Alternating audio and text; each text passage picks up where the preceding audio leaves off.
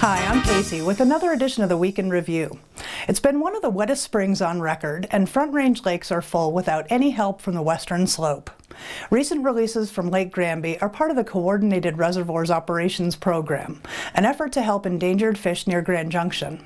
They started at 1,000 cubic feet per second and increased to 1,800 CFS during the peak, according to U.S. Fish and Wildlife Service.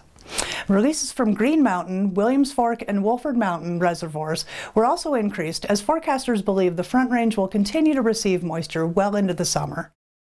Colorado's wet spring is not enough to mitigate the brutal drought in California and dwindling water supplies across the arid West.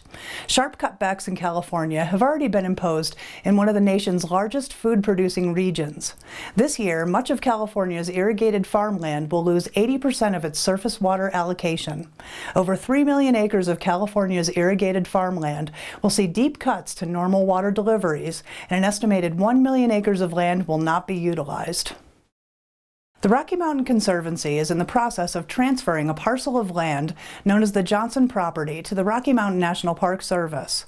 The property is approximately 4 miles from the west entrance and is located across the valley from the Betty Dick property.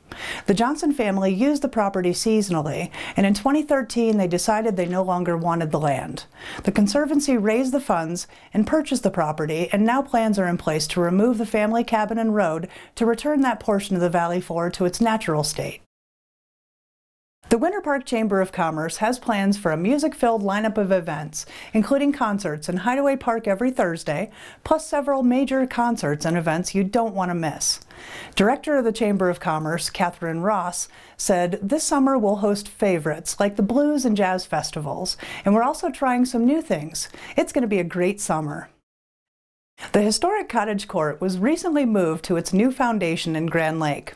The Grand Lake Area Historical Society has been working for several years to establish the early motor court in a new location. It was moved from the original site when the Repertory Theater was built several years ago. The Smith-Eslick Cottage Camp will tell the story of early automobile tourism in the area.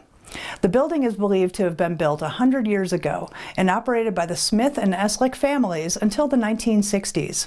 The new site will host the Vintage Time Travelers Model T Club in August. Visit the Grand Lake Historical Society website for all the details. For TV18, I'm Casey Malone, and I'll see you next time on the Week in Review.